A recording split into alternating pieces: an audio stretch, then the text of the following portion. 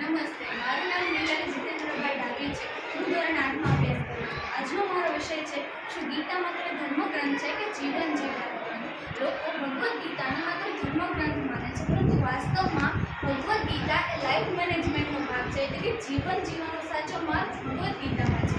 ગીતા સુગીતા કર્તવ્ય કિન્વને શાસ્ત્રો વિસ્તરે યા સ્વયં પદ્મના પશ્ય મુખ પદ્મ વિનિશ્રુતા. આ શ્લોકમાં વેદ વ્યાસજી કહે છે કે ગીતા સુગીતા કરવા યોગ્ય છે, એટલે કે ગીતાને સારી રીતે વાંચીને અર્થ અને ભાવ સમેત અંતઃકરણમાં ધારણ કરવી જોઈએ, કે જે સ્વયં પદ્મના ભગવાન શ્રી વિષ્ણુના મુખ કમળમાંથી નીકળી છે. ગીતા ભગવાનનો શ્વાસ છે, હૃદય છે, ભગવાનની વામય મૂર્તિ છે, જેના હૃદયમાં વાણીમાં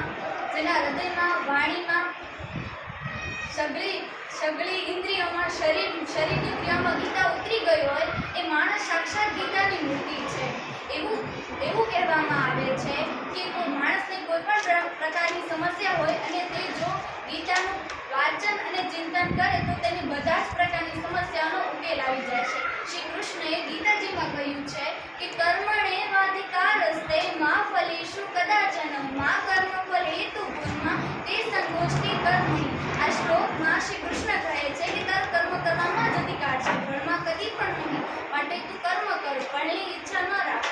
શ્રી કૃષ્ણએ મનુષ્ય માત્ર માટે કહ્યું છે, જે થયું તે સારું થયું, જે થઈ રહ્યું છે તે સારું થઈ રહ્યું છે, જે થશે તે સારું થશે.